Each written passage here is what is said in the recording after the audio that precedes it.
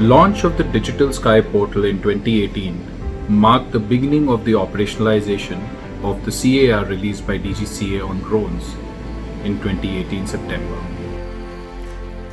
After the Civil Aviation Regulation was published by the Ministry of Civil Aviation, the next step was to manufacture drones which were compliant to the prescribed standards, along with the no permission, no takeoff capabilities and a registered flight module. Throttle Aerospace developed the drone with the required RFM in a record time of 30 days. In August 2019, Happiest Minds Technologies was awarded the contract to develop the Digital Sky portal. Over months of tireless efforts from the government officials and the private industry, Digital Sky has been developed into a platform of national importance, made fully in India and for India. So after compliant drones were made available by Indian OEMs in record time, the ball was in the service provider's court to register their drones and get a UIN. We, with support from the fantastic team at DGCA, were able to acquire India's first UIN number on a drone manufactured by our friends at Asteria Aerospace.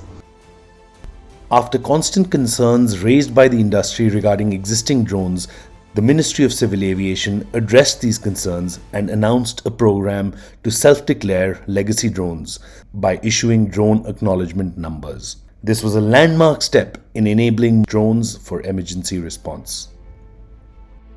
With the first successful NPNT flight, the density of drone operations in the country is going to increase, and there is going to be a need to fly in yellow and red zones. The national UTM policy being framed under the Ministry of Civil Aviation is greatly going to help achieve safe and scalable unmanned aircraft system operations in the country. In April 2020, 13 consortiums were granted approvals for conducting trials using UAVs flown beyond visual line of sight.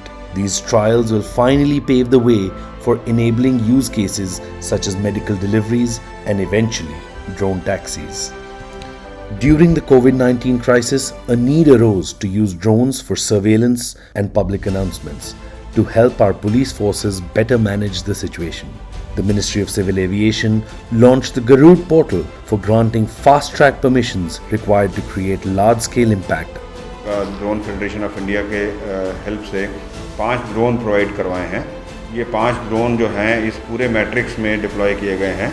एक larger picture और larger view जो है पूरे इलाके का, जो congested इलाका है खासकर वॉल्ड सिटी का, और उसका हमारे को व्यू मिल रहा है। और जो भी कोई वायलेशन हमें दिख रही है उसको हम एजुकेशन के ज़रिए, जो हम अनाउंसमेंट के थ्रू कर रहे हैं, और एनफोर्समेंट के ज़रिए जो कानूनी कार्रवाई की जा रही है, दोनों की हेल्प से हम लोग सोशल डिस्टेंसिंग का भी पालन करवा रहे हैं और जो कोविड-19 की संक्रमण की चेन है उसको तोड़ने में हमारी मदद करेंगे। We welcome initiatives like Swamitva scheme, which enables Survey of India to effectively use drones to map out all the 6.6 lakh villages of the country and ensures issuing of very accurate land record documents to the citizens residing in our villages.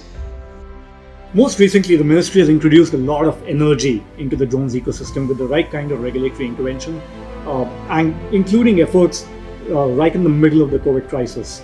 We've seen the introduction of an overarching regulatory framework which is currently undergoing public consultation. With this kind of intervention, I see a very bright future for the industry. The Indira Gandhi Rashtriya Udan Academy has been a thought leader in aviation education. They are now setting up a flying training school. With the release of the new policy for remote pilot training organizations, the private industry will soon be able to offer similar courses and help grow the drone ecosystem. As you know, recently there was a locust attack on Indian agriculture field. We work very closely with Ministry of Agriculture and Ministry of Civil Aviation to get fast approval for deploying drones for locust control and help our farmers. After proving the value of drones in anti-locust operations, the operators discovered that the effectiveness would be multiplied if night operations were permitted, as swarms settle down and become far easier to target. The Ministry of Civil Aviation worked with the industry to enable these operations, and the fight against locust swarms have been a tremendous success. India does not produce volumes of lithium polymer batteries at the moment. Looking at this problem, researchers from the Anna University were able to develop a path-breaking engine-powered drone which were put into action during the locust crisis. With a much higher energy density, this innovation has allowed unprecedented flight times which will help increase the impact of this technology. While other drone warriors are helping the nation with natural calamities, we reached out to the ministry for an industrial use case for inspection of pipeline between Delhi and Panipat for Indian Oil Corporation. We have been given an exemption and we are going to start the work very soon. Recently, Asteria and Quidditch collaborated to carry out India's first NPNT compliant drone flight. We were able to conclusively demonstrate that the NPNT architecture and digital sky platform are fully operational and ready to scale up. The vast applications of drones are no more a surprise to anyone. Especially in India, the kind of applications that we are seeing are absolutely phenomenal. Drones are being able to impact not just large-scale industry, but even the lives of the poor and disadvantaged. Farmers, miners, construction workers, and now we've seen some great applications in disaster management as well. At the Drone Federation of India, we believe that the future of this industry lies in collaboration, where the industry can work with partners and work with each other to be able to build out world-class products, and the government can work with the industry to be able to build out a regulation that is in the interest of everyone, to be able to make sure that India can be the drone hub of the world. We know the future is bright. The big wave is coming. The big wave could be 6 months, 1 year or 2 years down the line, but the big wave is coming. And that's why we see so many young people and not so young people in this room, all excited. We can feel it in our bones. We have the capability to become the drone hub of the world. Every decade, technology has bringing in some revolution. And if I may say, the coming decade is going to be revolutionized by drones.